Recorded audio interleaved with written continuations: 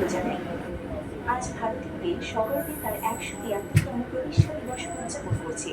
এই বিশেষ দিনে স্টেশন এবং ট্রেন পরিষ্কার রাখতে আমরা আপনাদের সহযোগিতা একান্তভাবে কামনা করি। দয়া করে ট্রেন থেকে বাইরে বা যত্রতত্র আবর্জনা ফেলবেন না। সমস্ত আবর্জনা নির্দিষ্ট ডাস্টবিনে ফেলুন।